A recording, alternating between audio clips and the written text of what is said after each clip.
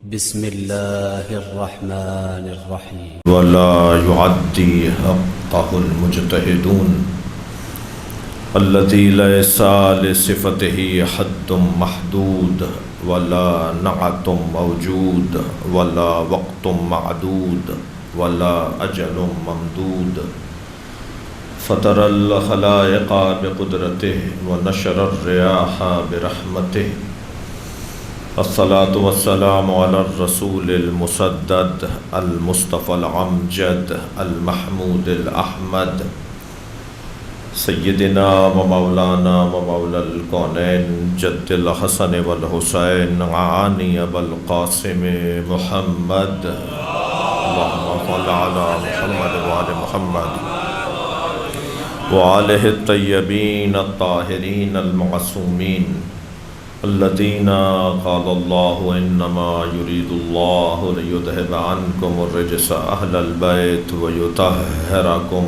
تطهيرا اللهم صل على محمد ولعنة الله على أعدائهم أجمعين من يوم عداوتهم إلى قيام يوم الدين أما بعد قال الحكيم في قرآن الكريم بسم الله الرحمن الرحيم تبارك الذي بيده الملك وهو على كل شيء قدير الذي خلق الموت والحياة ليبلوكم أيكم أحسن عملا وهو العزيز الغفور صلوات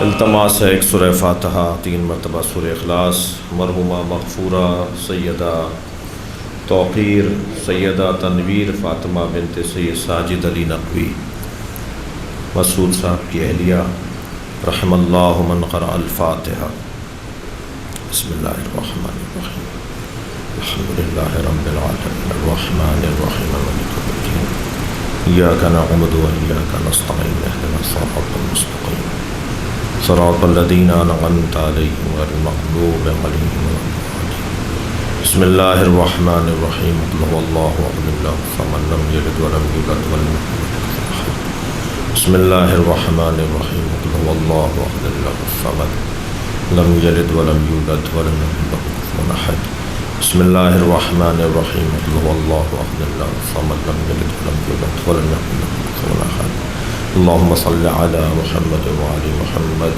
مرحومہ کے درجات کی بلندی کے لیے بلندتر صلوات اللہم صل علی محمد وعلی محمد وعلی محمد سورہ مبارکہ ملک کی ابتدائی 2 آیتیں ہیں جو آپ کے سامنے پڑھی گئیں وقت بہت زیادہ گزر چکا میں اپنے ناکردہ گناہ کی معذرت چاہتا ہوں اس لیے کہ میں تو کوئی 1.5 گھنٹے سے نکلا ہوا ہوں اپنے گھر سے مگر رستے کے حالات آپ آج جدید زمانہ ہے چیک بھی کر سکتے ہیں کہ کیا رہا ہوگا ہمارے ساتھ ان تمام باتوں کو مد نظر رکھتے ہوئے پھر بھی میں سمجھتا ہوں کہ ہمارے پاس 30 منٹ ہیں جس میں ہم فضائل مسائل پڑھ سکتے ہیں سورہ مبارکہ ملک ہے اور اس کی ابتدائی آیت ہے ابتدائی آیت اور پھر اس کے بعد کی آیت یعنی ابتدائی 2 آیتیں ارشاد ہو رہا ہے تبارک الذی بیدہ الملک بابرکت ہے وہ ذات کہ جس کے ہاتھ میں ملک ہے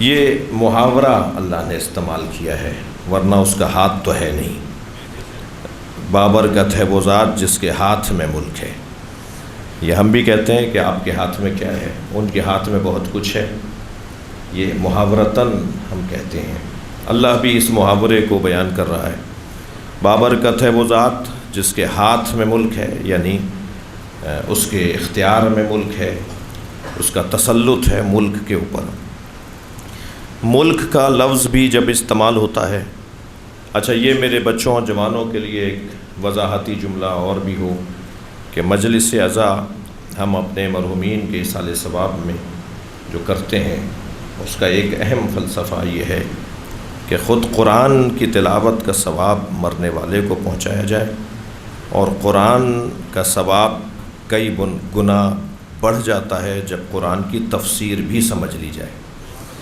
تو تو قرآن بھی ہم مرحومہ کے لیے پڑھ رہے ہیں اور پڑھا، اور پھر اب قرآن کی تفسیر پر غور کرنے کو مجلس اعضا کہا جاتا ہے۔ یہ جتنی دیر تک گفتگو ہوگی، آیت کے اوپر بات ہوگی، ہم یہ تفسیر قرآن سمجھنا چاہ رہے ہیں، اور یقیناً اس کا ثواب قرآن پڑھنے سے بھی زیادہ ثواب ہے۔ تبارک الذی بیدہ الملک، بابرکت ہے وہ ذات جس کے ہاتھ میں، جس کے اختیار میں ملک ہے۔ لفظ ملک بھی ہمارے محاوروں میں حد بندیوں کے بعد ہے، بارڈروں کے بعد ہے، ویزوں اور پاسپورٹوں کی الجھنوں کے ساتھ ہے، جبکہ جب اللہ لفظ ملک بولے گا تو وہاں بارڈر نہیں ہے، پاسپورٹ اور ویزے کے مسئلے نہیں ہیں، اور حد بندیوں کے ساتھ نہیں ہے۔ ملک ہر وہ چیز جو ملکیت میں آ سکے۔ صلوات پڑھ لیں محمد و آل محمد، اللہم صل علی محمد و آل محمد۔ ما یملکو، جس چیز کو بھی ملکیت میں لایا جا سکے وہ ملک ہے، لہٰذا اب صرف زمین تصور میں نہیں آئے گی، اور جب بات بارڈروں کی نہیں ہے تو زمین تصور میں نہیں آئے گی، بلکہ آسمانوں کا تصور بھی لایا جائے گا، پھر خلاؤں کا تصور بھی لایا جائے گا، سیاروں کا تصور بھی لایا جائے گا، یعنی جہاں جہاں پر بھی اختیارات کے استعمال کی گفتگو کی جا سکے گی کہ یہاں کس کا کیا اختیار چلتا ہے، وہاں اللہ کہہ رہا ہے وہاں میرا اختیار چلتا ہے۔ تبارک الذی بیدہ الملک، اس کے ہاتھ میں ملک ہے۔ الذی، اب وہ جس کے ہاتھ میں ملک ہے وہ صرف مالک نہیں ہے، لفظ ملک کے ساتھ لفظ ملکیت کے ساتھ لفظ مالک بھی تصور میں آ رہا ہے۔ اب وہ صرف مالک نہیں ہے بلکہ وَهُوَ عَلَىٰ كُلِّ شَيْءٍ قدیر، اس لیے کہ بہت سارے مالک ہم نے دیکھے ہیں جو مالک تو ہیں مگر مختار نہیں ہیں۔ ہر مالک کا مختار ہونا لازمی نہیں ہے۔ میں اور آپ کچھ دیر کے لیے اپنی گاڑی کو اپنی ملکیت میں تصور کریں، ہم اس کے مالک ضرور ہیں مگر اس گاڑی پر ہمارے اختیار نہیں ہے، ہمیں کہیں بھی روڈ پہ کھڑا کر دیتی ہے، کبھی بھی ہمارے ساتھ مسائل کر دیتی ہے۔ ہم اس کے مالک ضرور ہیں، ہمارے نام کاغذ ہیں، ہم نے خود خریدا ہے مگر ہم اس پہ مختار نہیں ہیں۔ تو پھر ایسا مالک کیا مالک کہ جو مالک تو ہو اور مختار نہ ہو؟ تو اللہ یہاں مالک ہونے کے فوراً بعد کہہ رہا ہے کہ میں مختار بھی ہوں، یعنی صرف میں وہ، صلوات پڑھ لیں ذرا نبی کی ذات پہ، میں صرف وہ مالک نہیں ہوں جس کے لیے تم یہ تصور کر کے کوئی شرک کا تصور ذہن میں لانے لاؤ، خیال ذہن میں لانے لگو کہ مالک اگر اللہ ہے تو ہم بھی تو مالک ہیں، مالک اگر اللہ ہے، اللہ نے اگر اپنے آپ کو مالک قرآن میں کہا ہے تو ہم بھی بہت ساری چیزوں کے مالک ہیں، تو کہیں تمہارے ذہن میں شرک نہ آنے لگے کہ تم بھی مالک ہو اور اللہ بھی مالک ہے۔ تمہارا مالک ہونا اور اللہ کا مالک ہونا اتنا ہی مختلف ہے جتنا مالک کا مختلف ہونا اور مختار کا مختلف ہونا ہے۔ تو مالک ہو سکتے، اچھا وہ مالک بھی ہم نہیں ہیں، جیسا اللہ مالک ہے ایسے مالک، ہم ایسے مالک بھی نہیں ہیں۔ چلیں مختار کی بحث کو بعد میں کرتے ہیں، لیکن جیسا اللہ مالک ہے ہم ایسے مالک بھی نہیں ہیں، اس لیے کہ ہم اپنی مملوک پر، ہم اپنی ملکیت پر، ہم اپنی مملوک اور ملکیت کے اوپر اتنا اثر بھی نہیں رکھتے کہ وہ ہماری بات مان لے۔ مثلا میں اپنے کپڑوں کو چاہوں کہ یہ پتھر بن جائیں، یا میں اپنی گاڑی کو چاہوں کہ یہ میرا مکان بن جائے، یہ میری بات بھی ماننے کو تیار نہیں ہے۔ مالک وہ ہے کہ جس کی بات مملوک مانتی ہو، نہ صرف سنتی ہو مانتی بھی ہو۔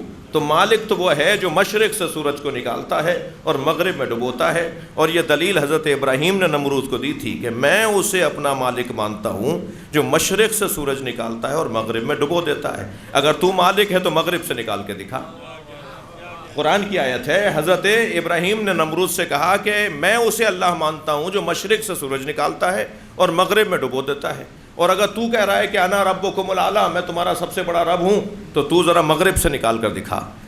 فبہت الذی کفر، قرآن کہتا ہے جب حضرت ابراہیم نے نمرود کو یہ چیلنج کیا، یہ دعویٰ کیا، تو وہ ایک مرتبہ چہرہ دائیں بائیں گھما کر ایک دوسرے کو دیکھ رہا تھا، دوسروں کو دیکھ رہا تھا کہ کوئی میری مدد کرے، یعنی وہ اپنی عاجزی کا اظہار کر رہا تھا کہ میں یہ کام تو نہیں کر سکتا کہ مغرب سے سورج کو پلٹا دوں۔ اور حضرت ابراہیم ایک مرتبہ جو ہے وہ فخریہ اور جو ہے وہ اعزازی جملوں کے ساتھ بار بار دہرانے لگے کہ اگر اللہ ہے تو اور اگر رب ہے تو مغرب سے نکال کر دکھا۔ وہ نکال نہیں سکا۔ اور وہ خاموش ہو گیا. اور یہی وہ جیت تھی حضرت ابراہیم کی جو مناظرے میں حضرت ابراہیم نمرود سے جیتے تھے. مگر یہ تاریخ کے صفحے پہ تو محفوظ رہ گیا نا کہ اگر کچھ دیر کے لیے فرض محال کو ہم فرض کر لیتے ہیں، محال کو فرض کرنا تو محال نہیں ہے، ہم یہ فرض کر لیتے ہیں کہ نمرود مغرب سے سورج کو نکال دیتا. اگر نمرود سورج کو مغرب سے نکال دیتا تو دلیل ابراہیمی کی روشنی میں اللہ مانا جاتا یا نہیں مانا جاتا؟ تو اب اس نے تو نہیں نکالا، مگر تاریخ میں ایک ایسی شخصیت ہے جس نے مغرب سے سورج کو نکالا. تو دلیل ابراہیمی کی روشنی میں کہیں شرک نہ ہو جائے تو فوراً اللہ نے کہا مالک میں ہوں اور میں جسے چاہوں ملکیت دے سکتا ہوں. صلوات ہدیہ کریں گے محمد و آل محمد.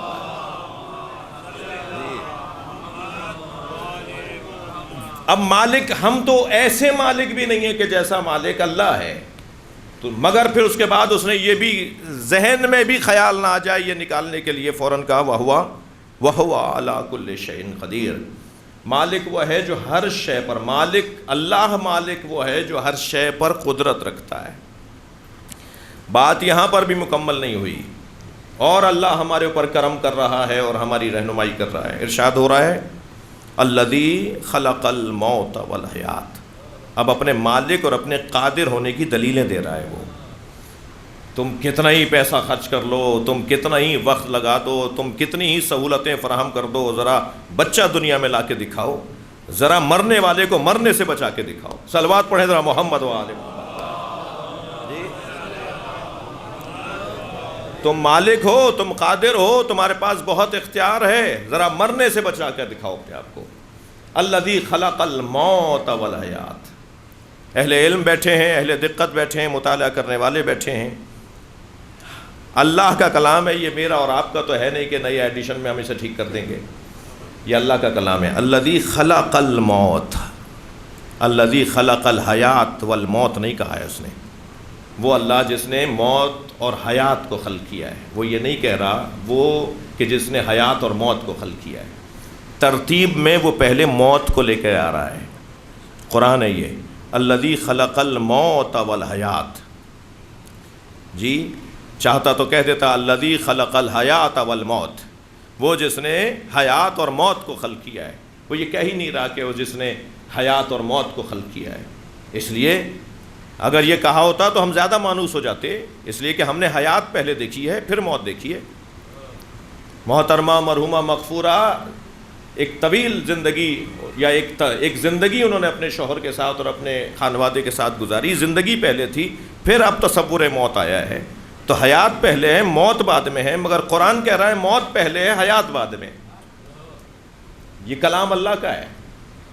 لہٰذا ہمیں ائمہ اہل بیت سے اور قرآن سمجھنے والوں سے سمجھنا ہوگا کہ یہ اللہ نے موت کو پہلے ذکر کیوں کیا ہے. اس کی تقریباً 19 تفسیریں لکھی ہیں اہل تفسیر نے. علم تفسیر کے علماء مفسرین نے اس کے کئی پہلو لکھے ہیں کہ اللہ نے، یہ بہت بڑا مسئلہ ہے، یہ علمی دنیا کے اندر ایک موضوع ہے. یہ معرف قرآنی کے باب میں ایک موضوع ہے کہ اللہ نے موت کو پہلے کیوں ذکر کیا ہے، حیات کو بعد میں ذکر کیوں کیا ہے. وہ بہت ساری تفسیریں یقیناً بیان ہونے کا وقت نہیں ہے، لیکن صرف ایک یا دو کی طرف کوشش کرتے ہیں کہ بات توجہ ہو جائے. اللہ نے موت کو پہلے ذکر کر کے موت کی اولویت کو بیان کیا ہے. ہاں بہت ساری چیزیں ترتیب میں پہلے ہوتی ہیں مگر تنظیم میں بعد میں ہوتی ہیں. بہت ساری چیزیں تخلیق میں پہلے ہوتی ہیں مگر تنزیل میں بعد میں ہوتی ہیں. سرکار دو جہاں پہلے بنے، بھیجے گئے آخر میں. ضروری نہیں ہے کہ جو خلقت میں پہلا ہو وہ اظہار میں بھی پہلا ہو، ظہور میں بھی پہلا ہو. یہ ضروری نہیں ہے. یعنی ایسا ہوتا ہے کہ جس کی اہمیت زیادہ ہو اس کو ذکر پہلے کیا جائے مگر لایا اس کے مقام پہ جائے اس کو. شاید بہت روشن مثال تو اس کی یہ بنے گی کہ جب آپ اپنے ہاں کی محفل یا مجلس کے لیے اشتہار کو، کسی اعلامیے کو جاری کرتے ہیں تو جو زیادہ محترم، معتبر، قابل شخصیت آپ کے ہاں مدعو ہوتی ہے اس کا نام آپ سب سے اوپر لکھتے ہیں. اور بالترتیب پھر آپ اس اشتہار کے اندر مدعو شخصیات اور شعراء اور پڑھنے والوں کے نام لکھتے ہیں. لیکن جس کا نام آپ نے سب سے پہلے لکھا ہے، مجلس اور محفل شروع ہوتے وقت سب سے پہلے وہ پڑھتا نہیں ہے، اس کو آپ آخر میں پڑھواتے ہیں. اب اگر اس اشتہار کے مطابق مجمع آ جائے اور وہ کہے کہ صاحب یہ پہلا نام جن کا تھا یہ تو اب ان کو پہلے پڑھنا چاہیے، تو آپ ان کو کہیں گے، جواب یہ دیں گے کہ پہلے نام ہم نے ان کی اہمیت کی وجہ سے لکھا تھا، اور اہمیت کا تقاضا، فضیلت کا تقاضا یہ ہے کہ وہ آخر میں خطاب کریں. اللہ موت کا تذکرہ پہلے کر کے بتا رہا ہے کہ میرے نزدیک تمہاری زندگی سے زیادہ تمہاری موت عزیز ہے، اور جب میرے نزدیک تمہاری زندگی سے زیادہ تمہاری موت عزیز ہے تو تمہیں اپنی زندگی سے زیادہ اپنی موت عزیز کیوں نہیں ہے؟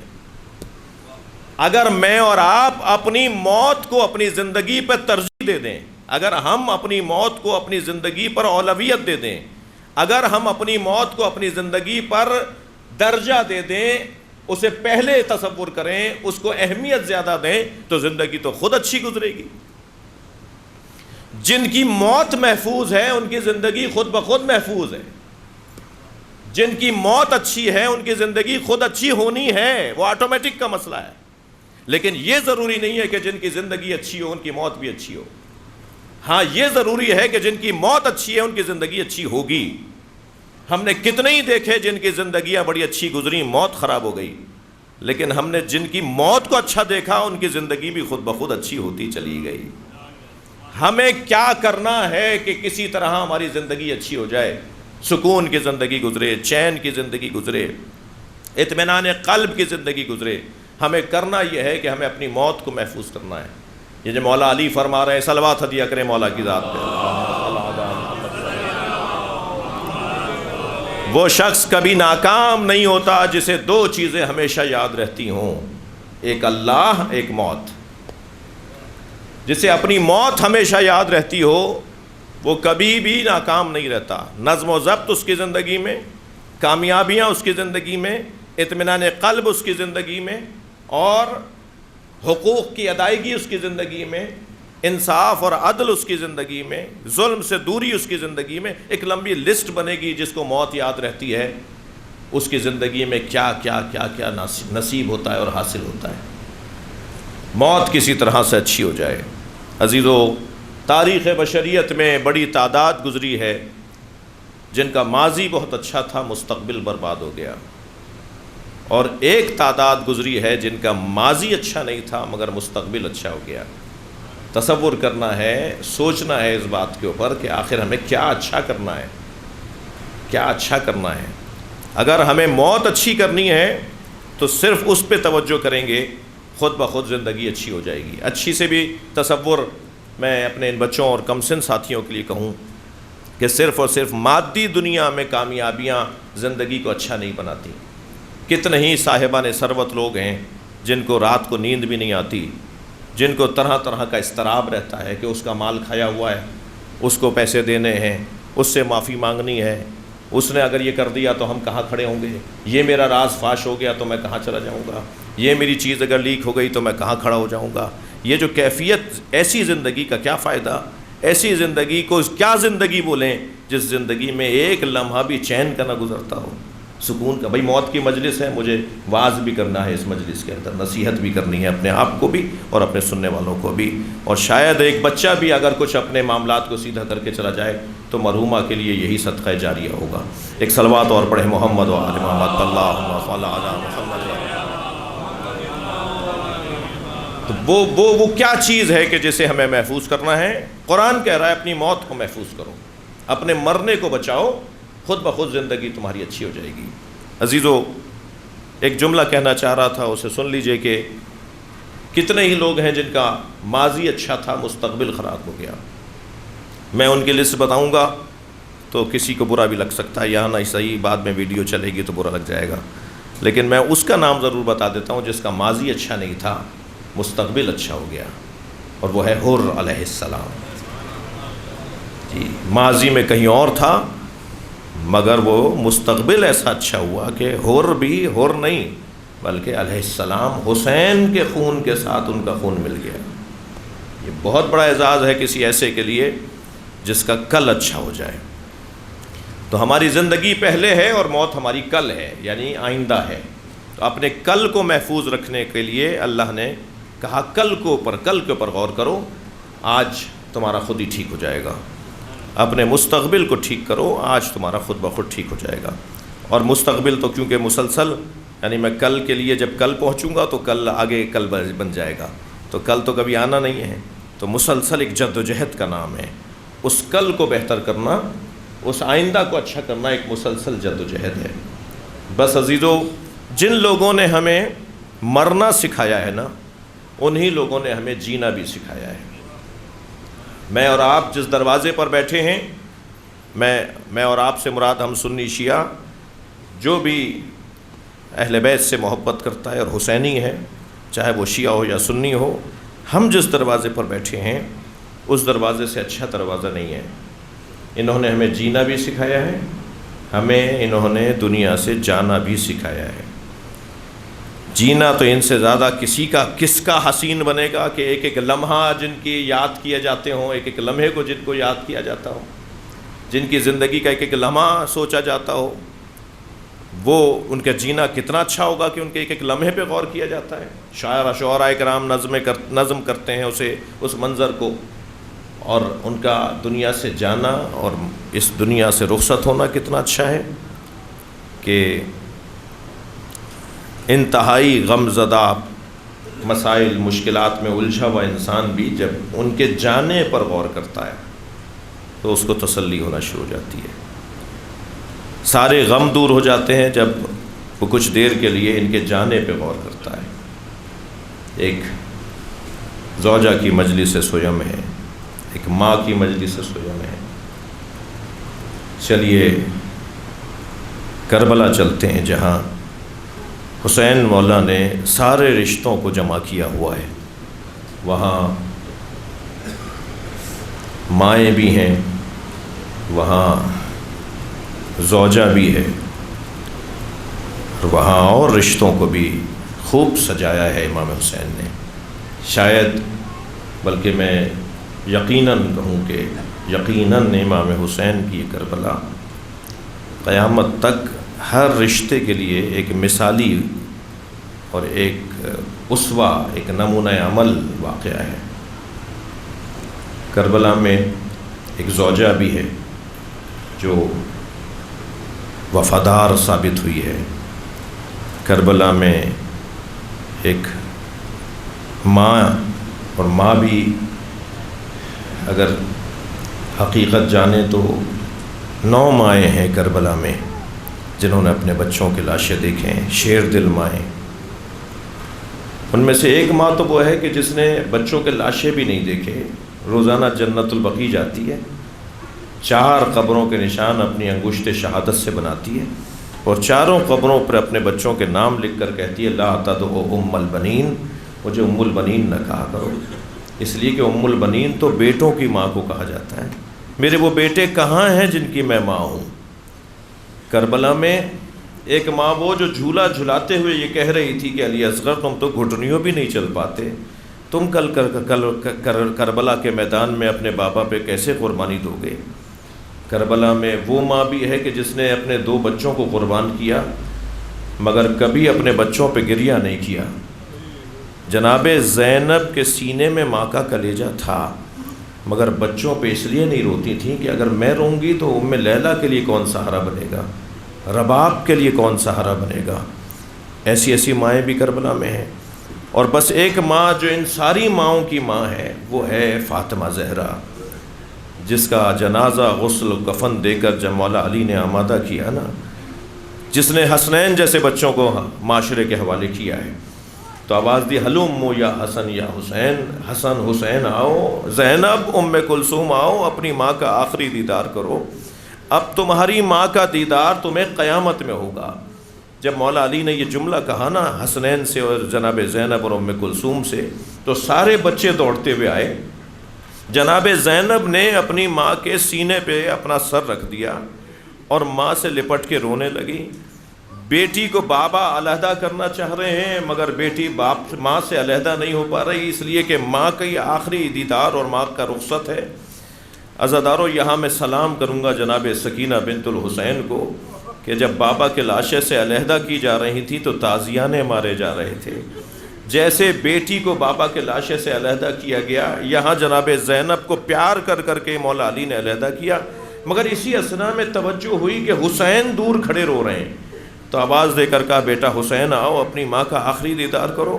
تو فرمایا بابا میری ماں جب مجھے قریب آتے دیکھتی تھیں تو اپنے دونوں ہاتھ پھیلا دیتی تھیں اور مجھے سینے سے لگاتی تھیں. آج میری ماں مجھے سینے سے لگانے کو نہیں رہی، آج حسین یتیم ہو گیا ہے. بس یہ جملہ جیسے ہی جناب زہرا نے سنا، جناب زہرا کے کفن سے دونوں ہاتھ برآمد ہوئے اور امام حسین دوڑتے ہوئے آئے اور سینے پہ سر رکھ دیا. مقتل کا جملہ یہ ہے کہ جناب زہرا نے دونوں ہاتھ حسین کی پشت پہ رکھ دیے، جیسے کوئی کسی سے بغلگیر ہو رہا ہو. اور اب رونے کی دو آوازیں آ رہی تھیں. آپ کو یہ بھی معلوم ہے کہ مولا علی نے بچوں کو رونے سے بھی روکا تھا. اگر تمہارے رونے کی آوازیں باہر چلی گئیں تو تمہاری ماں کی وصیت پہ عمل نہیں ہو پائے گا. جناب زہرا کا تو یہ فرمانا تھا کہ میرے جنازے میں کوئی شریک نہ ہو.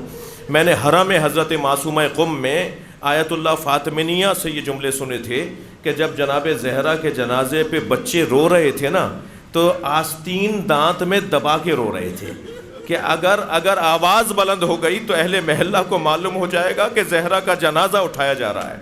ادھر جناب زہرا کا جنازہ، بچوں کا رونا فطری ہے، ادھر مولا علی فرما رہے ہیں، ماں کہہ رہی ہے کہ کسی کو پتہ نہ چلے کہ میرا جنازہ اٹھ رہا ہے. جب مولا حسین جناب زہرا سے لپٹ کے رو رہے تھے، مقتل کہتا ہے کہ دو رونے کی آوازیں آ رہی تھیں. ایک جناب زہرا کے رونے کی آواز تھی، ایک امام حسین کے رونے کی آواز تھی. ہاتف غیبی کی آواز آئی علی حسین کو ماں سے علیحدہ کر لیں. ہاتف غیبی کہتا ہے علی حسین کو ماں سے علیحدہ کر لیں. عرش الہی کے فرشتوں میں یہ منظر دیکھ کر کوہرام بپا ہے، عرش پر گریہ ہو رہا ہے. بس سلام ہو کربلا کے شہیدوں پر جن کے لاشوں سے وارثوں کو اٹھایا جا رہا تھا تو تازیانے مارے جا رہے تھے. مڑ مڑ کر لاشا دیکھتے رہے، حسین کا لاشا بے گور و کفن رہا. الا لعنت اللہ علی قوم الظالمین. یا اللہ مرحومہ کے درجات کو بلند فرما، کوتاہیوں سے درگزر فرما، اعلیٰ علیین میں مقام عطا فرما، جنت الفردوس میں جگہ عطا فرما. پسماندگان کو کار خیر کی توفیق عطا فرما، صبر عطا فرما، امام زمانہ کے ظہور میں تعجیل فرما. گزارش کروں گا مزید ایک سورہ فاتحہ 3 مرتبہ سورہ اخلاص مرحومہ مغفورہ کے درجات کی بلندی. بسم اللہ الرحمن الرحیم الحمد للہ الرحمن